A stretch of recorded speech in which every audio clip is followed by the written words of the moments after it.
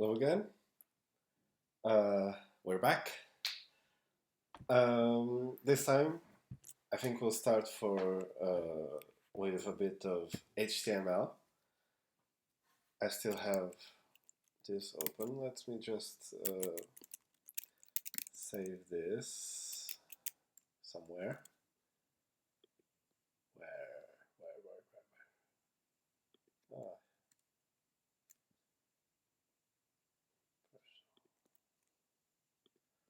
let's see here. So let's start with a blank document.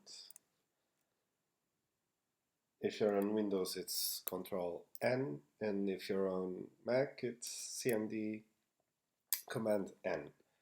So we'll create a new file. We'll say it's an HTML file, and we can save it already. Let's make a new folder, calculator. Okay, let's save here.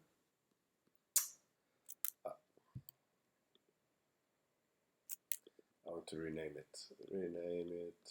Come on. Can I? Oh, I can.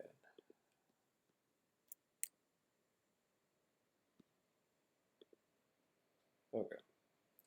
Let's rename this to index. Index.html. Why index, you might ask?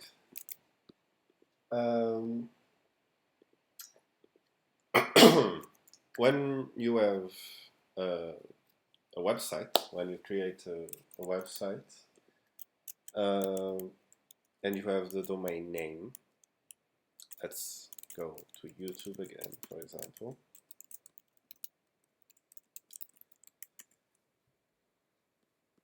Let's look at here, the network. Let's look at the network activity and reload. Let's disable the cache and reload. Okay. If you look here, the first request you've made is to youtube.com. It's by typing here and pressing enter. The first request of all, it's youtube.com. And you can see here it's a type of document. So if you look here, request URL, it's here. And the server will respond with a file that's called index.html on the server, on the YouTube server. So if it wasn't called index.html or another name, another extension, it might be PHP, for example. But if it wasn't called index, the server wouldn't know what to give back, and it would say something like not found. Sometimes you might see here watch. Watch is another page, and it would get a different response, a different document that's in the server, and it changes according to this variable here.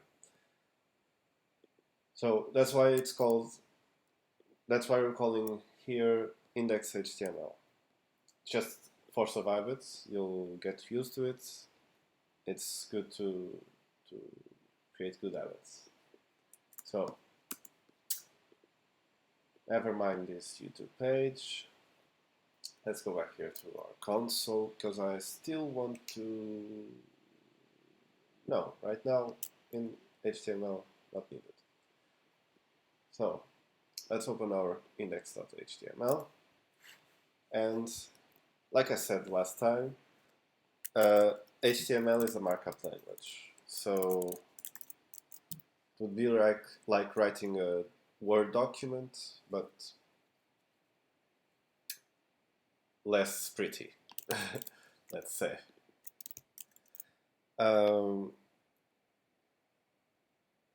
VS Code has lots of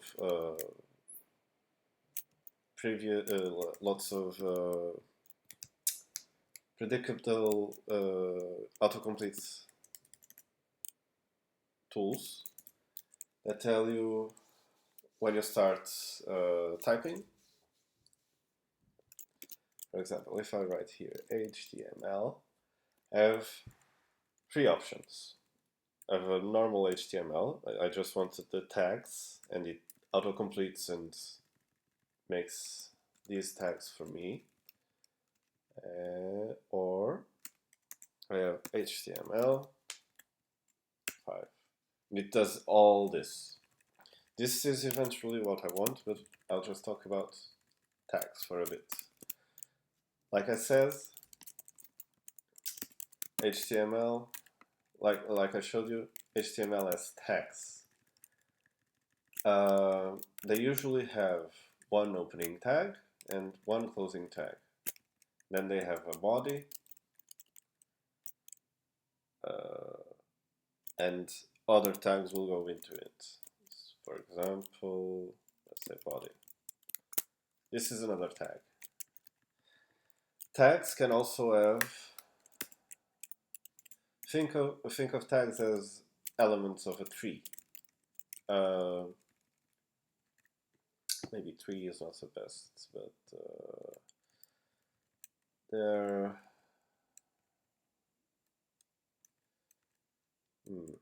elements of a set, let's say. Let's say the HTML has a body which has a heading 1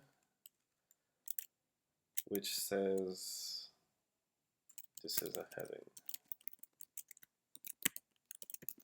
or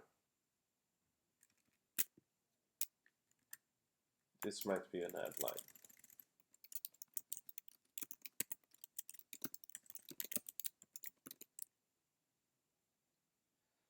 Okay. Imagine you are writing a news article. Let's say this is a news article. So we're writing a news article for a website.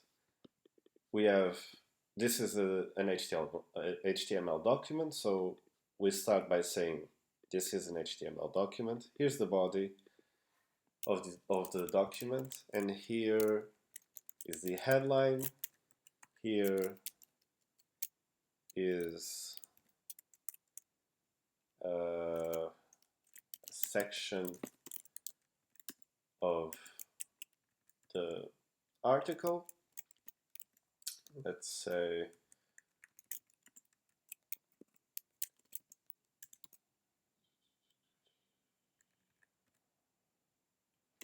we're gonna have summaries.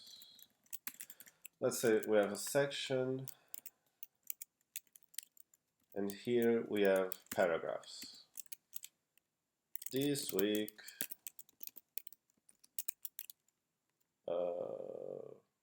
the economy is doing great. Buy our newspaper. And another paragraph.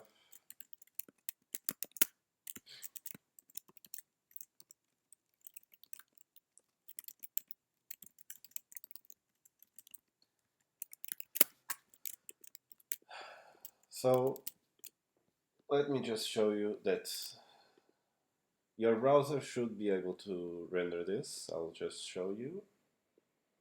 Maybe here you can Finder. Okay. And drag it here. Okay. Here we have our article.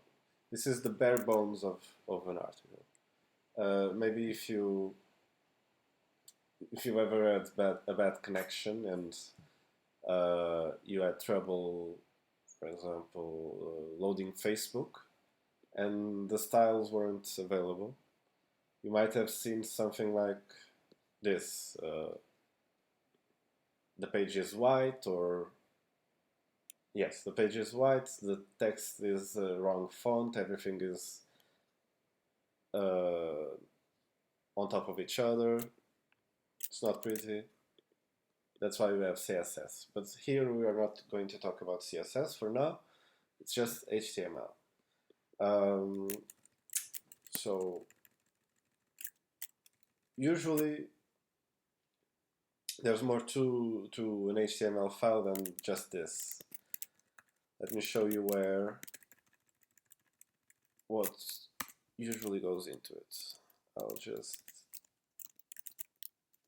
use this abbreviation because it helps me. One thing I'd forgotten about is here. It's the doc type tag. This is one of the tags that doesn't need a closing tag. It's just a declaration. Hey, this here is an HTML file. Here, for example, this tag, the HTML tag, has an attribute, a language, a lang. In this case, it's equal to English by default. Let's say we're doing this in English, but if we were doing this in Portuguese or Spanish or any other language, we'd use ES, I guess, or SP, I don't know. But right now we want English. So it will assume this page is in English. If you have any plugins to read a website, it will assume it's in English and use an English-speaking voice. So that's the main usefulness for this. For people who are blind or have difficulty reading, they might use a screen reader and they need to know what language they should use. For example, here we have the body as well, and we have a head tag. The head tag is more about this page. It's not seen. It's not readable in the page. For example, if I do here a body inside the body tag, let's say I'll add a headline.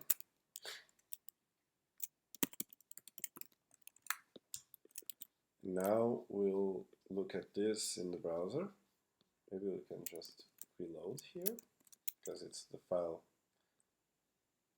It's the path to my file, to index.html, and it will read from the computer this document. If you look at this,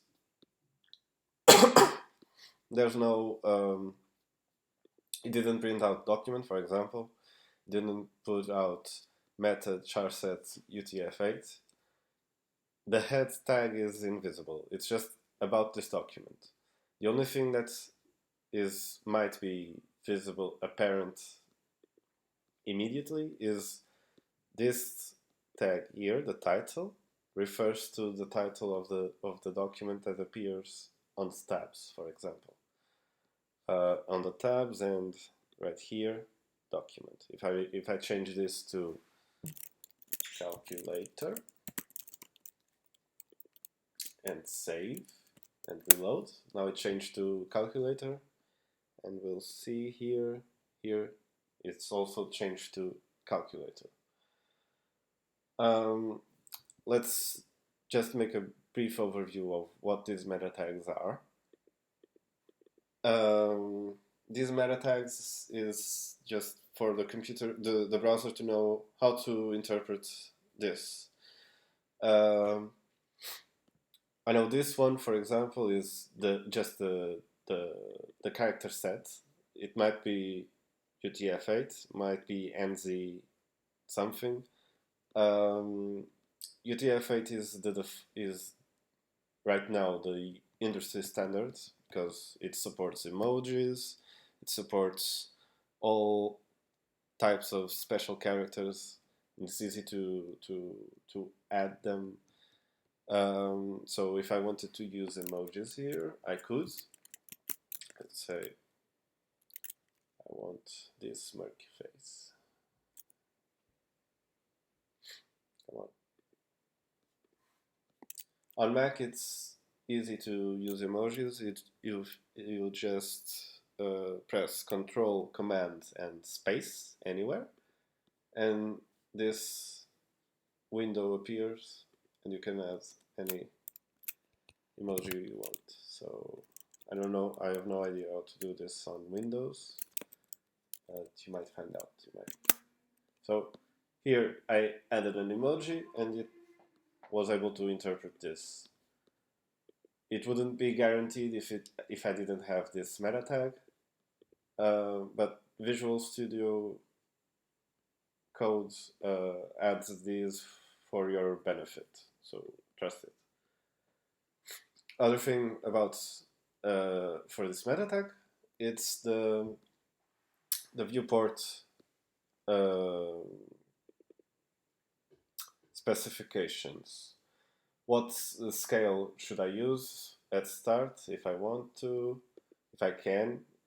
For example, I might be on a different zoom level, and if it gently asks the browser, can I change the zoom please to 100% instead of 200? And if the browser is benevolent, it might give you that 1%, 100% scale. That here the content width, for example, as well, is let the content fill the width of the viewport. The viewport would be this area here, from this corner to this corner in a rectangle. Okay. Here I'm not going to touch this because I'm not competent to know what this does. I just know it's not harmful. Okay. So let's keep on going.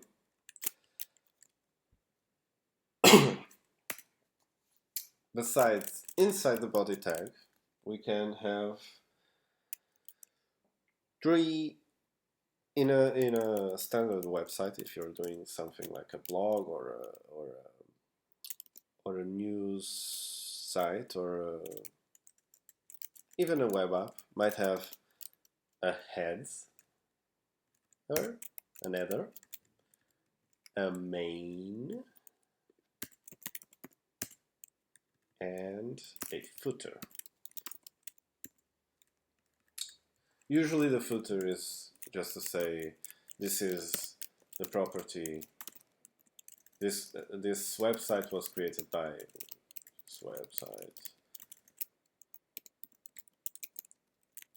was created by me under the Creative Commons license. Under by me, all rights are reserved. Let's say.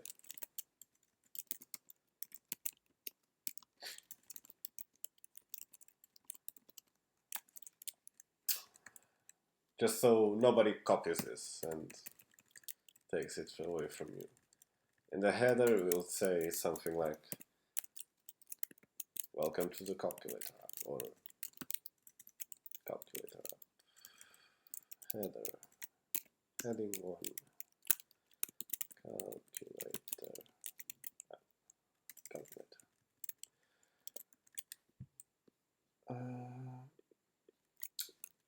By the way, it's a good time to show you. So here, if we look at it, let's look at here at in the Elements tab on the browser. You can see as well. You can see your document with a header, a main, and a footer. The main is empty, so height here. Height appears to be 0. The width is the width of the browser window. And here's the footer with what we wrote, and the header as a heading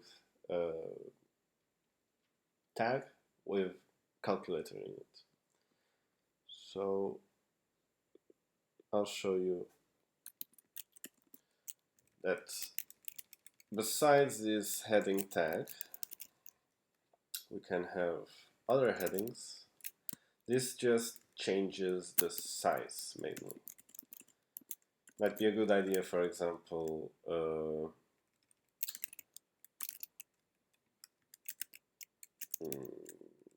number 1 is the title of the page you're showing your visitors. Number 2 is the title of the article. Number 3 would be a subtitle, something like that. You don't. It's a way of showing hierarchies of headings. And I'll show you what the browser interprets, what the browser renders when we do this. Okay. Here. This is the heading 1, heading 2, heading 3, heading 4, 5, and 6. So they're all titles, let's say, but they have different levels of importance. This is the calculator app. For example, here, let's say we go to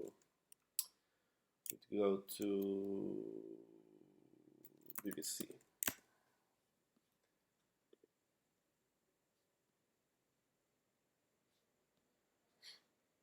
For example, here we have a heading. Here is another heading, but it's smaller because it's inside this section here. Why would you change? Here. Copy now. Inspect. Let's look here. See? Here. We have an H2, a heading 2, and inside we have a heading 3. It's still a title, but this is the module title, and here is the media title. Welcome to BBC 1. Maybe. Heading 1. Oh, heading 2 as well. Module title. Okay. Not bad. Nice. Okay. So, back to our calculator. Yeah.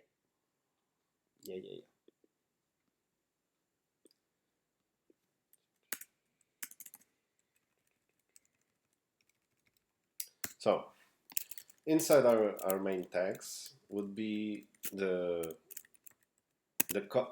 main content of the website. In this case, it would be just a calculator app. Let's say I'm going to introduce you to your main tool of web development, divs. Div is a generic HTML element. It doesn't have any meaning.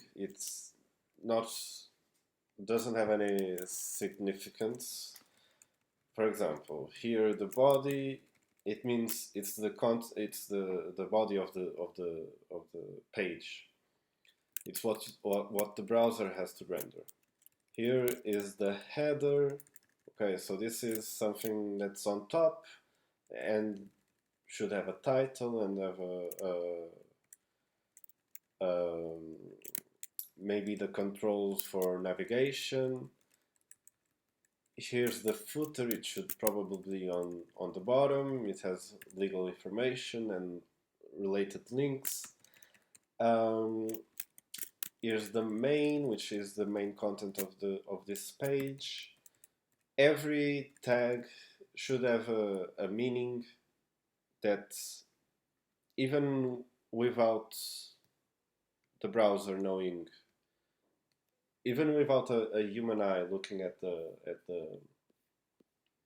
rendered page, there should be a way of looking at the document and seeing, okay, I'm looking at the header, and I know, okay, the header would be on top, would have something of value at the top. I don't know if I'm explaining myself easily, but yeah, think of results from Google. If I look for, again, BBC,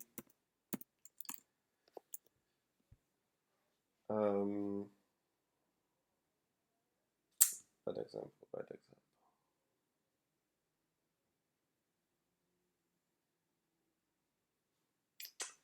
This is a bad example.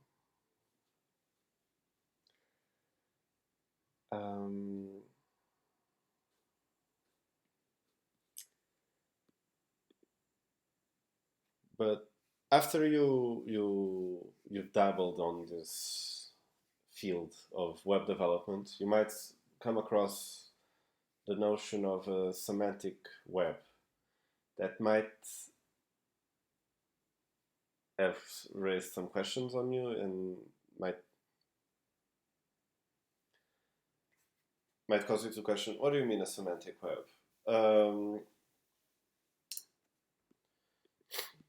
Because back in the day, every website usually was done with tables. I don't know if I can show you. Let's look at the Wayback Machine.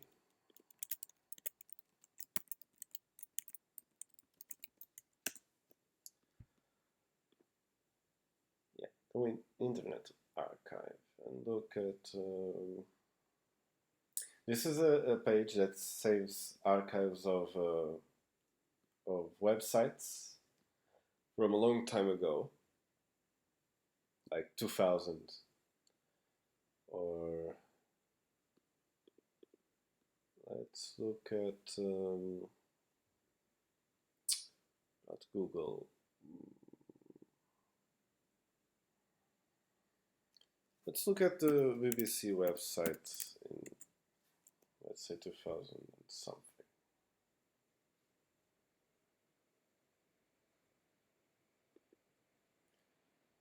Okay, bbc.co.uk. Let's look at April 28th.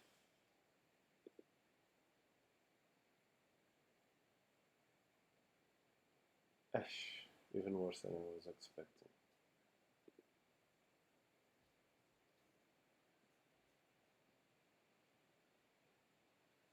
Okay. It's not tables, but it might be useful for us as well. Yeah. Here we have the HTML document. It's just HTML, head, body, and inside the body are a list of links. 1, 2, 3, 4, 5. All these links. And we just don't know what were these links doing. Today, instead of just doing links here, we'd say this is the nav bar or a sidebar, and we'd say, and instead of doing this inside the body, we'd do something like not on the header, but inside the main. Let's say asides, and say here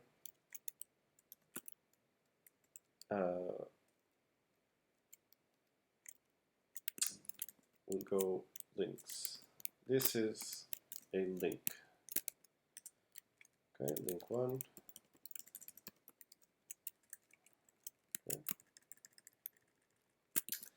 This would be much easier to read if you hadn't access to a browser. This would be much easier to read and edit later. Because there would be an aside here. Okay, and here are links to other sections. And here on the div, on this other div would be content to the rest of the relating to this link, the link that I clicked. So yeah, the semantic web is a way of talking about websites that are created with meaning. For example, here's a link. So I could use a div, for example, for this. Just make it clickable and take you somewhere. But the website wouldn't know this is a link beforehand, or the editor wouldn't know this was a link without looking at what was going on with JavaScript. So it's a best practice to, whenever there's something in HTML that has a better meaning and it's more apparent for what I'm trying to do, use that thing. When there's not, maybe use a div. But if you use a div, there are some attributes you can add to the div to make it more apparent what you're trying to create. There's classes and there's ID. An element, an HTML element, can have various classes.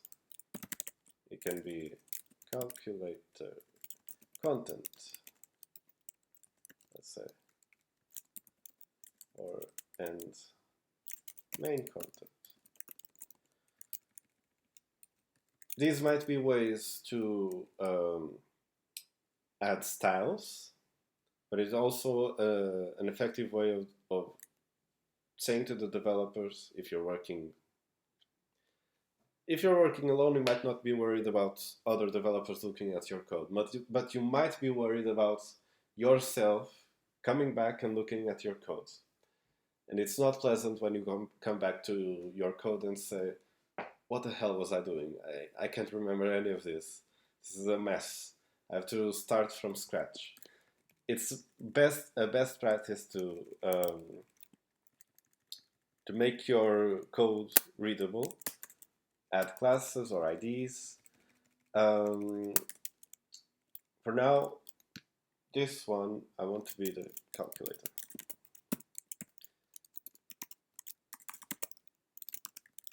The IDs are different. There can be various elements with the same class names. There cannot be more than one element with the same ID. It's not critical. It won't crash your website if you do. For example, let's just say this one also has an ID of calculator. And now I'm going to run the code. And if we look here, come on, where goes?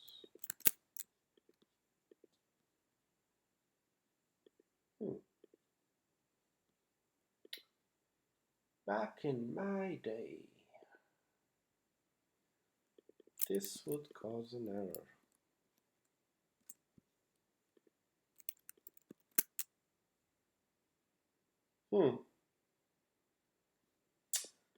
Okay.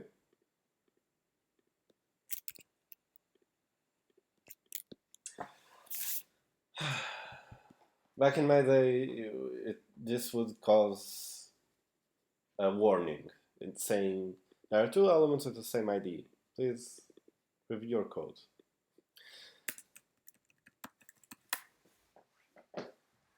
So moving along, let's just show you with practice what we want to do. Let's just say we want to do this calculator.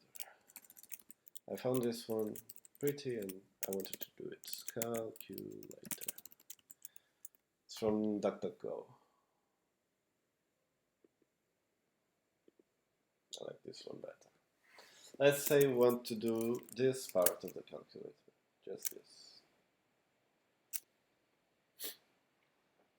Just the more simple part of the interface with an add, a subtract, multiply, and divide, a clear, and we're going to ignore the percentage. Okay? Let's just show you how a calculator works if you haven't worked with one for a while. Here's the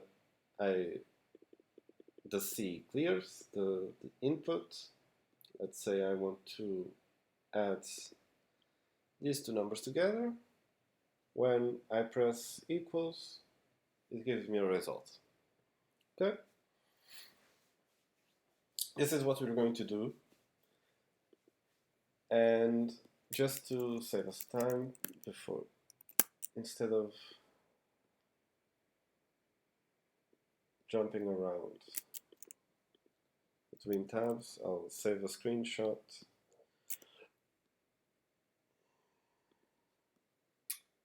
and bring it here. Okay. You can have a screenshot right here on VS Code. No zoom. Got that. Ah. Okay. You can also do it right here. So when let's say we have two divs here.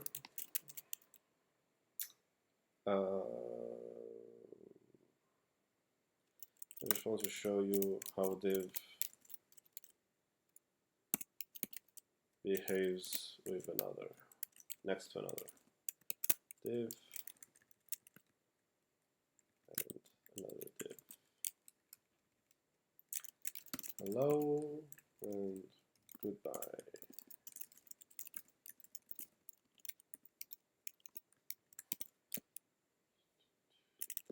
So here's the div that says hello, here's the div that says goodbye. So let's look. Chrome will highlight the div wherever your mouse is on the Elements tab. It will highlight the element on the viewport. So here you can see the divs change line. They occupy the whole length of the screen and force everything else down a line. This is good for us. It helps us organizing our code without much problems. I'll just show you. I'll just keep going and show you something else. For example, now if I want to make here, this would be this div here would be the calculator. The whole perimeter of the calculator would be the div. Then we can divide the calculator into more meaningful sections. Let's say there would be one here, the display, and another here for the keypad. So let's do that. And instead of an ID, let's say this is a class. This is a div with a class display. And here would go the display. Display goes here.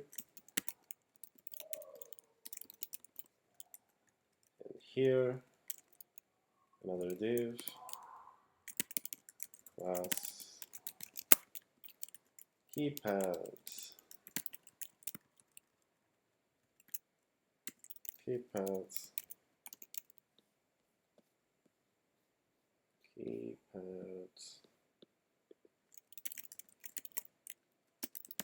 goes here.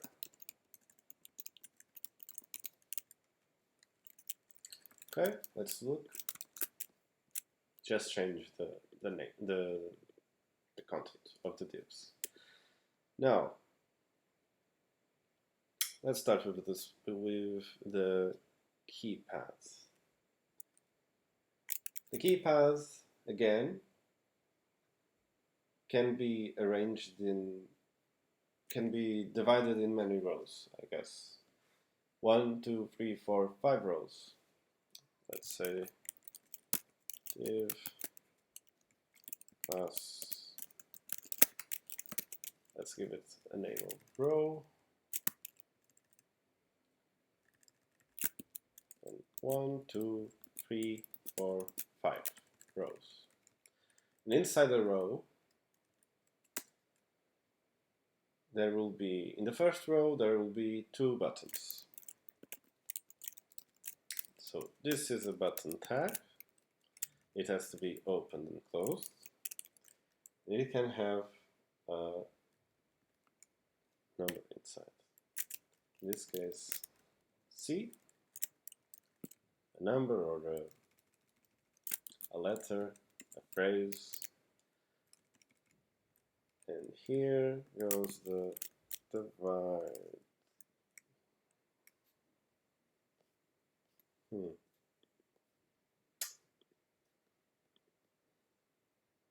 want this symbol, come on. I'm just going to steal it from the calculator app we're copying. So, here are 2 buttons. I'm just going to zoom in, just so you can look at it better.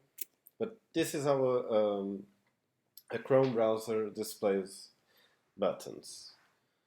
If you're working with Safari or Edge, it will look different. But the appearance should be something like this. It's clickable. When you click it, it changes color. Let's just zoom in like this.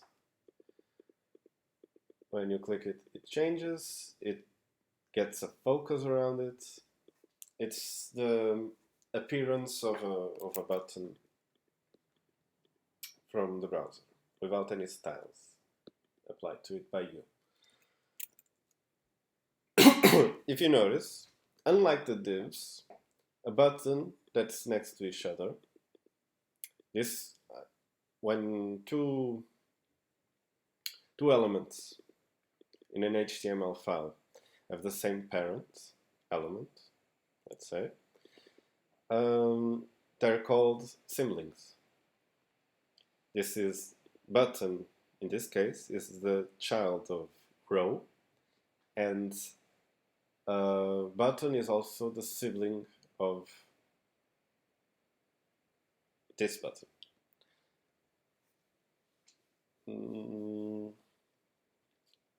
And of course, a row is a parent of these 2 buttons. Just so we have a way to refer relative to this. This is his grandparent. Relative to this. This is its child. Okay.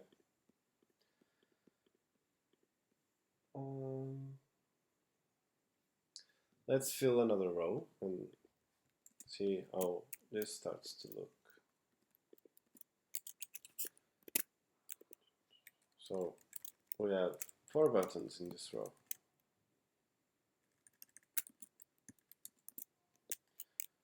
One for the number 7, one for the number 8, another for the number 9, one for the times symbol.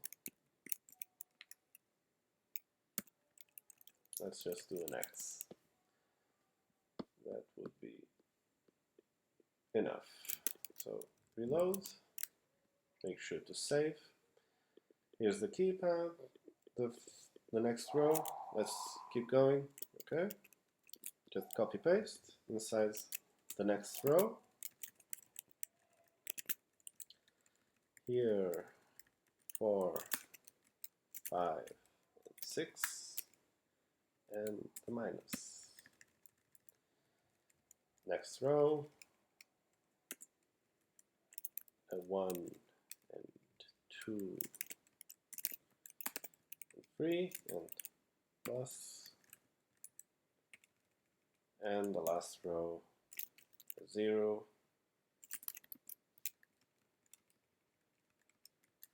a 0, a point, and an equals. This last one goes away. Not needed. Let's save and let's look at it. So here's the keypads. We can click them, but nothing happens, of course. But since we've organized this in a clever fashion, there's no need of styles to make it look like a calculator. If we remove these, for example, let's say, this is how a comment looks like. If you're using VS Code, you can quickly comment whatever you have selected using Shift, Command, and 7. I assume it's Shift, Control, 7 on Windows. But you can comment this. You can comment rows. Let's look. So now everything is on the same row. Okay, let's look here. Here you have the keypads, one row, and buttons all over the place, one after the other. If we'd done this, we'd be here hours and hours trying to put this pretty just using CSS. It's not easy, it's not recommended, it's not readable. So yeah, be clever with your HTML. Don't neglect it. Okay?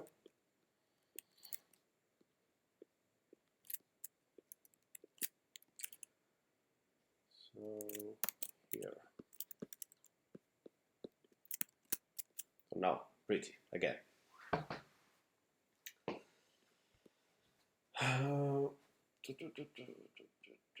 So here, the display.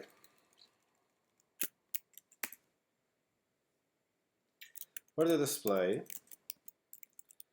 let's say we use an input. Now, the input tag is special because it doesn't need a closing tag. In this case, we want a text input as well. Let's look at it. I'm certain you've seen it. Just a text box where you can write anything. Hello. Okay. Could be a password, could be a username, could be anything. But we don't want to write here directly. So one thing we can give it is the disable property. Now, if I reload, it changed color, but I can't write anything.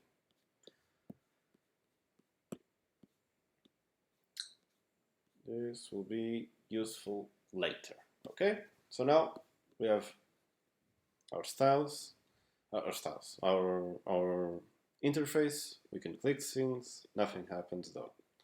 How do you make things happen here? with JavaScript, of course. But how would I write JavaScript here? It's just HTML. Well, there are two ways. I could write JavaScript directly here using a script tag.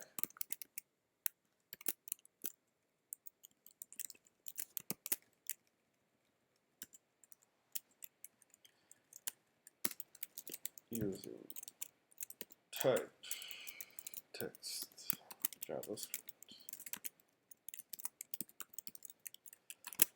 Using a script tag and saying this will be text and interpret it as JavaScript. Now we can create things like console log. Hello.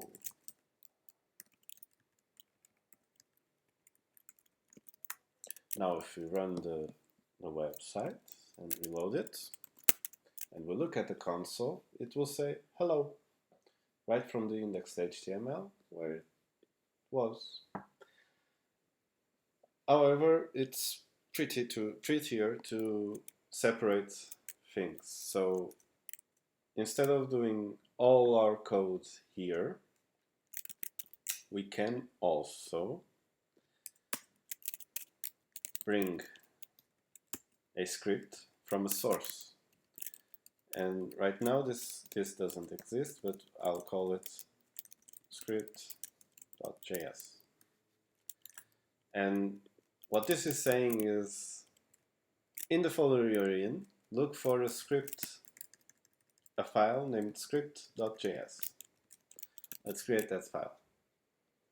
If for example, I try to run this now and look at the console, it says get file with the path I tried to wasn't found, file not found, because it doesn't exist. So let's create it, script.js.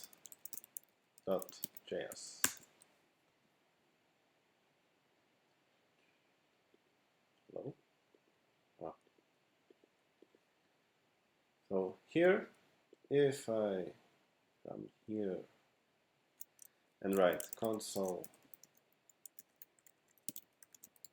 log and say script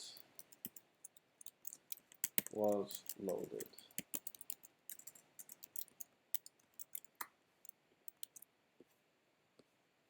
Now we go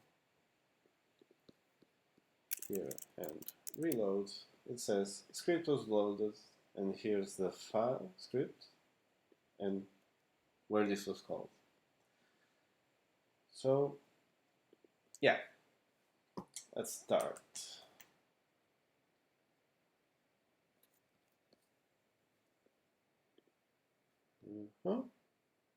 Now we can abandon this for a while and maybe we can go back to JavaScript for a bit. Now, first of all, let me show you something about events. When we click a button here, we want something to happen. Like I've been saying, you will need to use JavaScript to do that. And here is the kicker. You can call a function that you've defined in a JavaScript file. Sorry, in a JavaScript file.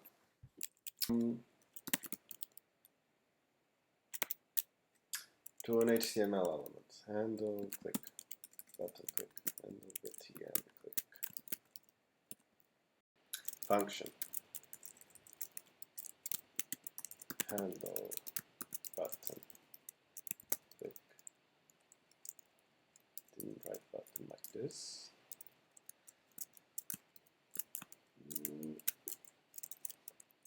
Console log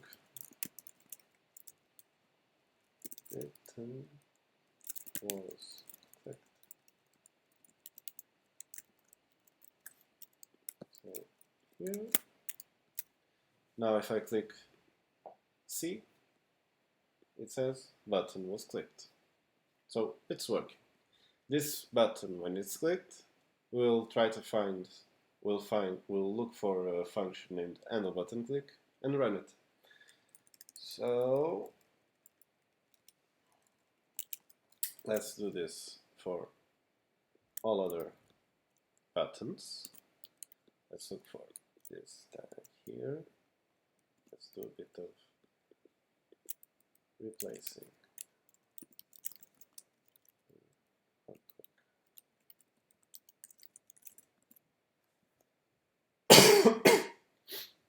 Let's do this to all buttons. Okay.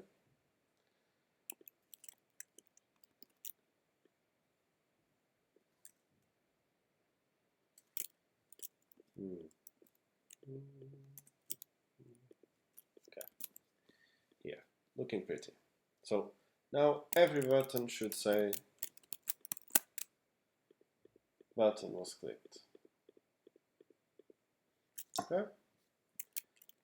Now, we don't want every button to behave in the same way. For example, when we click C, we want to clear the keypad. When we click 7, we want the keypad to register a 7. When we click plus, we want to add something. So we can send a value to the button, to the function.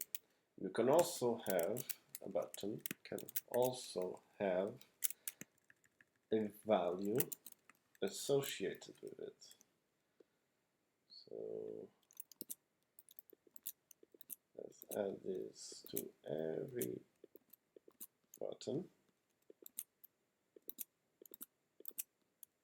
This is a lot of copy pasting, but that's the way the cookie crumbles. Let's put here 7, 8, 9, x. Here it's 4, 5, 6, minus 1, 2, 3, plus 0 point equals. Right now, we can find and replace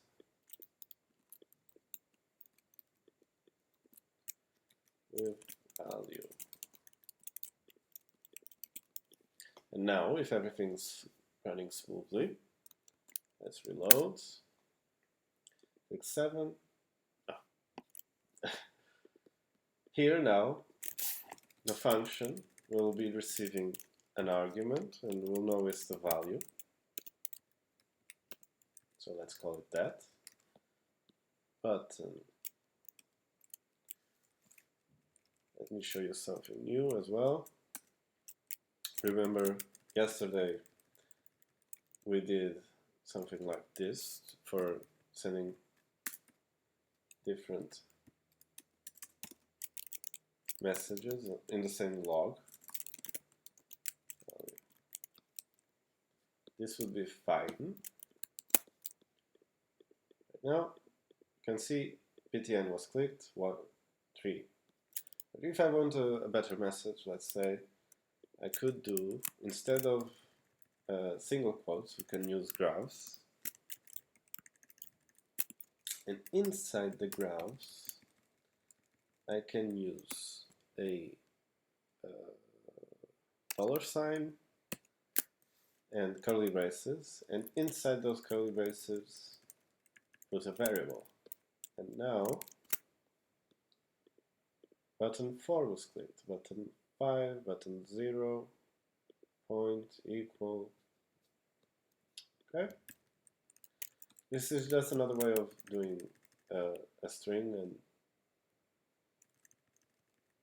when you want, you'll know this exists. Okay. So, Right now, I just want to know the value that was clicked. I don't need to know anymore. But let's say we want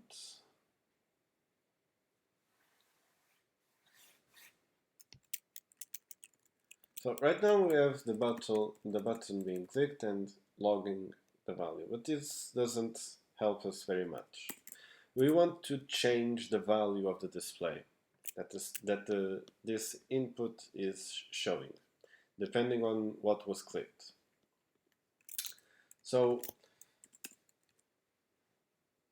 one tool that JavaScript lets us do, one thing that JavaScript lets us do is find something in the DOM, in the document, an element on the document by ID, and we can manipulate it from JavaScript. So let's call it display to a variable, display. And the way you get something from the document, we have to ask the variable document, get, and there's a function named get element by ID, and now we'll send it. We'll say we want the element that goes by the ID display. This is much faster than other methods, getting things by ID, because there's only one. We could get elements by class names, but it will look for more than one. After this finds the first one by ID, it knows there shouldn't be any more elements with the same ID. So I don't think we added, yeah, we didn't. In input, let's add the ID display. So right now, let's try this and log this variable and see what we get. So reload, and right now we get this. It just prints out the HTML element, and it even highlights it on the viewport. You can say it's an input, ID, display, type text, and it's disabled. Okay, but we can, instead of the display, we can just tell it to print out the value. Right now it won't say anything because it's disabled and it doesn't have a value. So you can see here there's a line that's empty, but it comes from script.js on line 5. It says it's the display value. Okay, so we can use this property of display and change it. So if we go here on handle button click and say display dot value equals the value we're getting as an argument.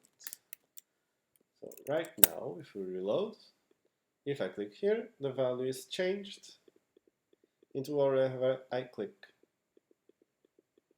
It's fun, right? Cool. Now, this is not what we want. We want, if I click anything, let's say, if I click anything, let's add to the value. So let's say we wanted to do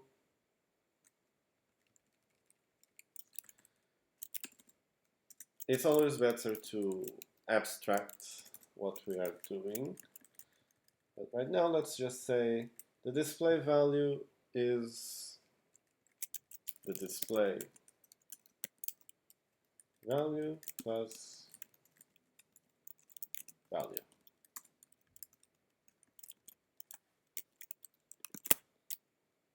Okay, so 1, 2, 3, 4, 5, and it even times. Things that make no sense, but this is what we're doing now. Okay?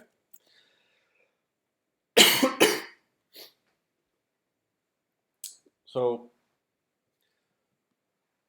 obviously, when we click a button, we have to, based on the value that we get, we have to decide different things. Either we want to update the value, or we want to clear it. Imagine if you click C, we want to clear the value. If we click on equals, we want to evaluate what we've written right now. But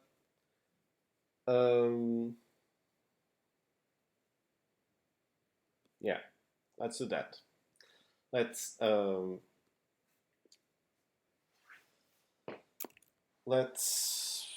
abstract this this action of adding something to the input and create another function.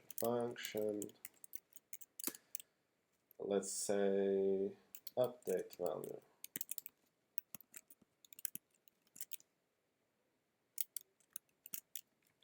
We get a value as well, and we can do this. Display value equals display value plus value. There's a shorthand for this, and I can show you how that works. It's just plus equal value. This is the same as saying display value equals display value plus value, but it's much more concise. It's just one way of reading this is adds value to the value of value, to this value, to this variable. So yeah, let's make a switch here, a switch statement, switch, and based on the value, let's decide what to do with it.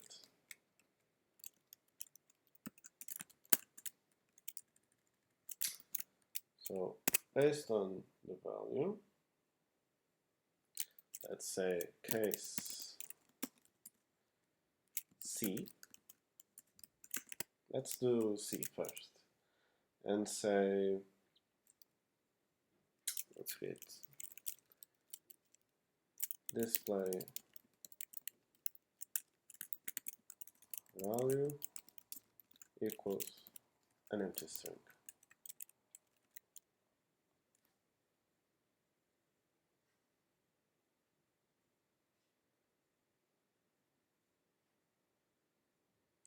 Okay. Instead of doing this here, because we might need to do this the same later, we might be dumb and not understand that that's clearing the value, but it's better to make functions that do just small amounts of operations and make it more readable. So let's say clear display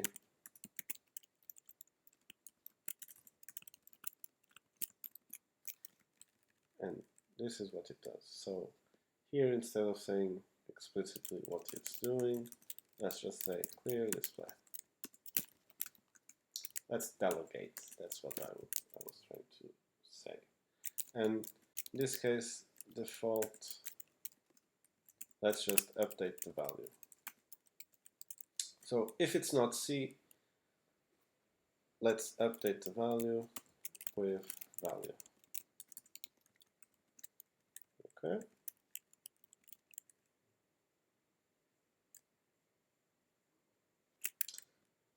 So right now, let's see how this is doing. I can write anything I want, still operators next to operators and equals. And if I click the C, oh well. Ah, good one. Why did this happen? We cleared the value and then it wrote C. This is because switch if we say case, the value here was C, so it found this case that is compatible with it, and then it basically did this, and then it kept going down the switch case. It would go like this even if you had case equals. Let's say, just for now, console log got equals.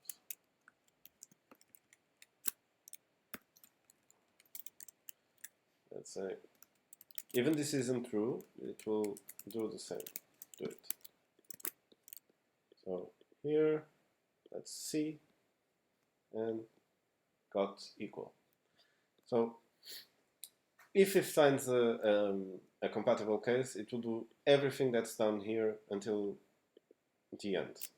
Or if you do break here, it will just do that case. So let's try again. Let's clear, and it didn't clear. It didn't get to equal. Let's do it again, but with the break here, and say 3 C, and it still got C, but didn't get to the default. So it got C, did this, did that, and broke. So breaking, let's do a break in every case.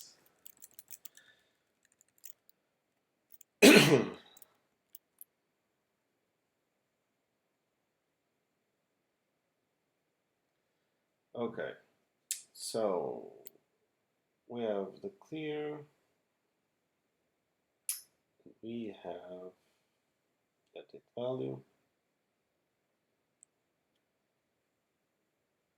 Okay, another thing we can do right now is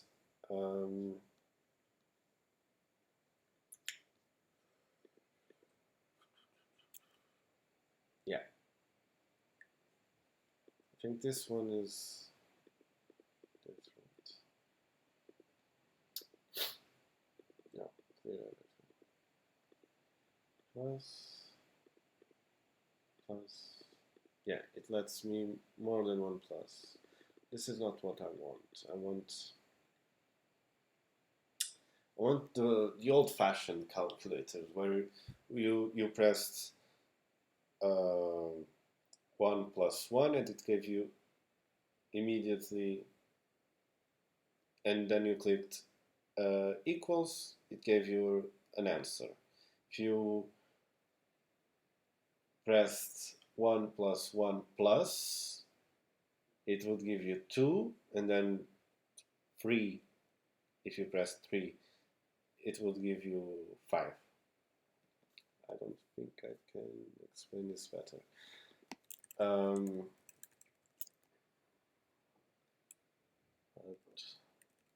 Let's assume for now there's only one operator going on. So let's create a global variable. Let's call it let operator. Right now the operator is undefined. And if I click case plus a case minus a case x a case, I need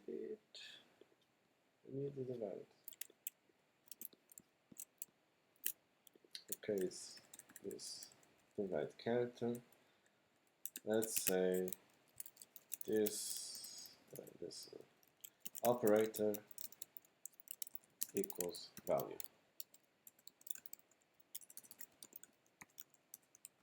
then break. Okay. So if we do this, now the minus didn't appear. It shows. But if I go here and say operator, it will print out a minus. That's what I wanted. Let's just say here update value with value. Okay, so here now value x plus and still the operator is the last one that was typed in. So right now operator is minus, right now operator is plus. So we can see where you're going, right? So let's say let's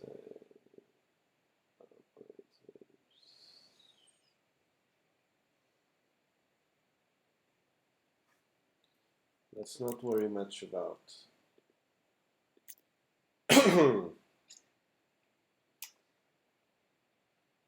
preventing errors.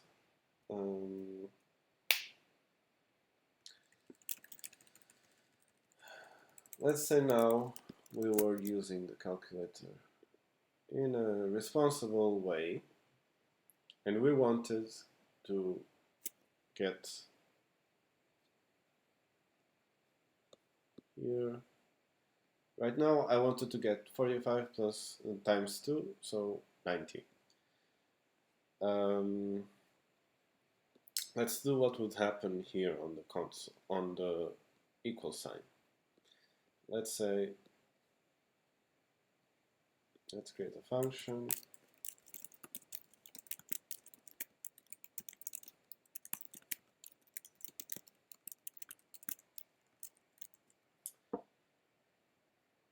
Calculate value.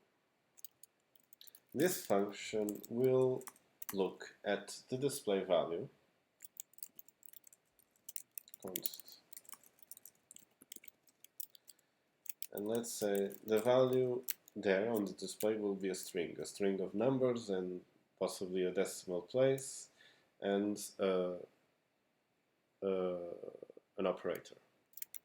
So this string will be the display value. And let's see if it gets the correct value.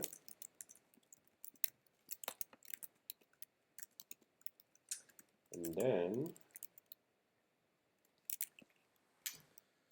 let's see what you can do with it.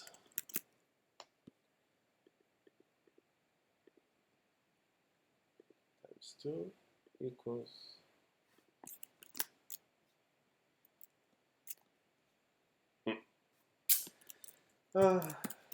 calculate value.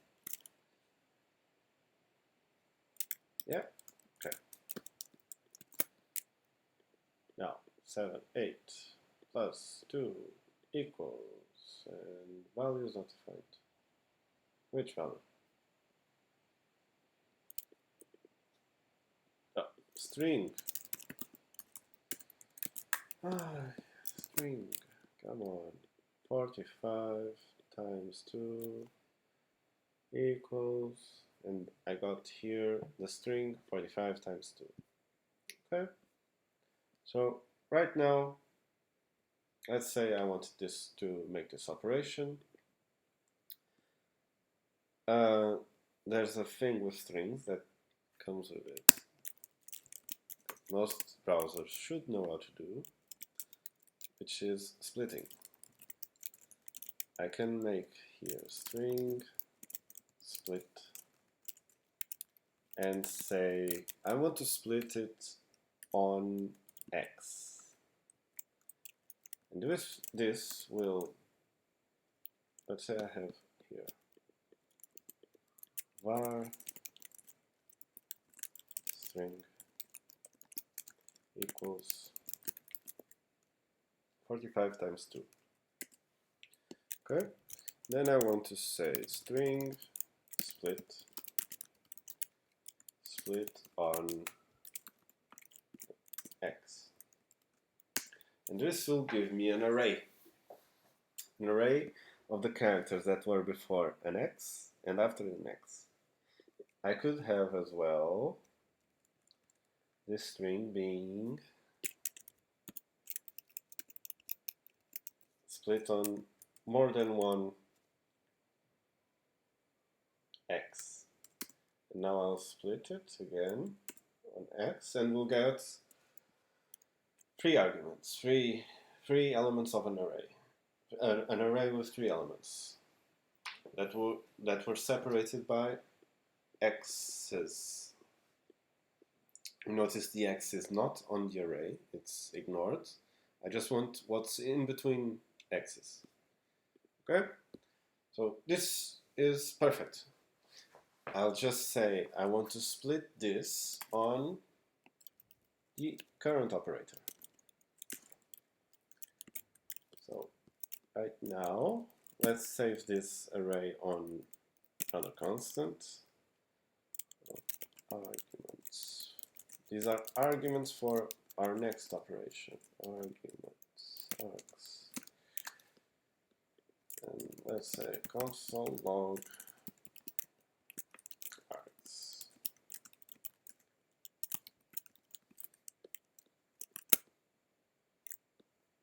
One, 2 times 5 equals, I got 12 times 5, and I separated them into C and 12 and 5. Now let's clear and say 4.5 minus 2. Let's see what it gets. It got 4.5 with a 2. So now we can do an operation with it. But what operation to use? This is the hardest part of this problem. Let's say right now we wanted to imagine we wanted to do this.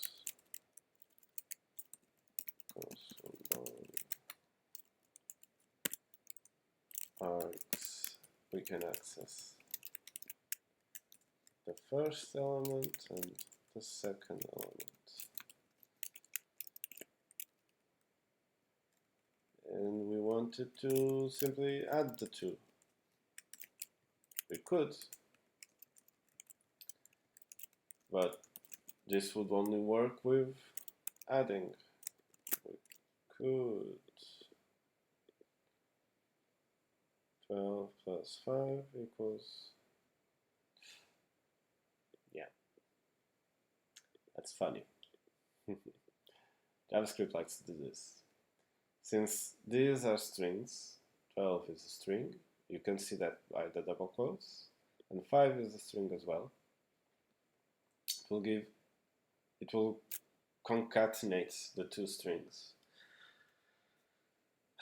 To avoid this, we have to make them numbers. One way of doing that, the fastest way of doing that, is adding a plus before the variable. So let's do this again.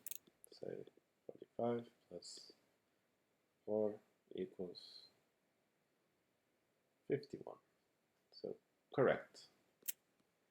This would only be useful for a plus operator. If I did 12 divided by 6, 12 divided by 6, we'd still get 12 plus 6. What we wanted was to divide. Let's say we do something like this. We could do a switch again. I don't really like that idea. I had another idea, but it takes too long. Case.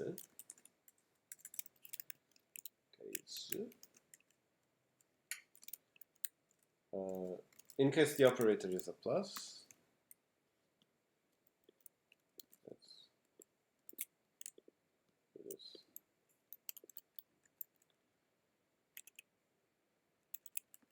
Do this.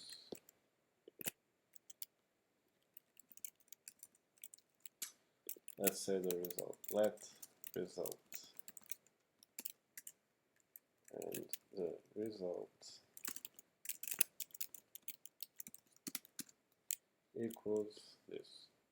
X1 plus X0.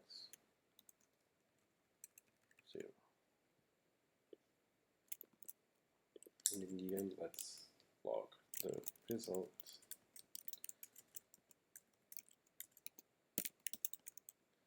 and the display will get a new result.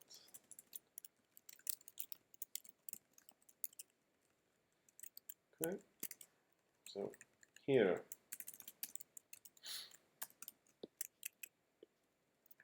let's do this. Here, instead of a plus, it's a minus. Instead of a plus, it's a times. No, it's not a times, it's an asterisk. And instead of a plus, here it's a slash. It's the divide operator and the multiplying operator. Right here, we don't need these pluses because there's no way of dividing strings. There's just numbers. The same as the minus. No need to say implicitly that these are numbers. So let's try. What? 12.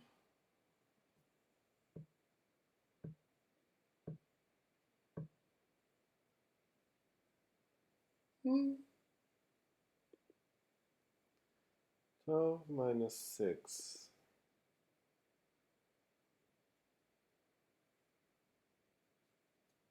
What?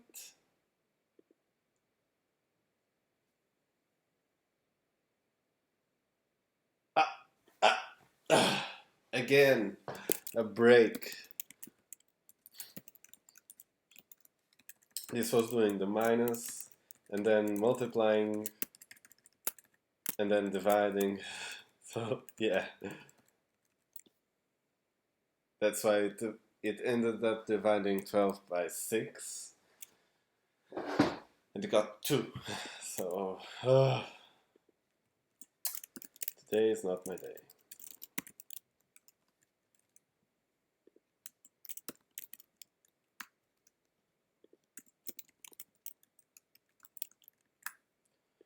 So, yeah, let's try again. 12 minus 6 equals 6. 12, let's say 14 times 2, 28. Now let's divide this by 7, it will be 4. Now let's multiply this by 4, 16, by 4, 64. Okay, so here's your calculator. It could be better. We could try coming up with a solution to multiple operators on the same evaluate. Right now it's just going to evaluate 64,145 times 12, and it gave me a none. Yeah, because the last operator was 6 4 1 was the multiplication. The last operator was a minus, so it split on minus and not on x. So the first argument was that multiplication. So yeah, that's something to think about for another time, maybe. If you want a part 2, just say, and I'll do it. Just one of you says, I want a part 2. I'll do it. Otherwise, we'll move on to other things. Okay? Tomorrow there won't be a stream. Maybe Monday, maybe Thursday, Tuesday. But tomorrow I'll go to my hometown. So I'll see you Monday, hopefully. I hope you enjoyed. If you have any questions, again, you can subscribe. If you have any questions, comment. Subscribe as well, but only if you want to keep going. So yeah, that's it for today. Hope you have a nice weekend. Goodbye.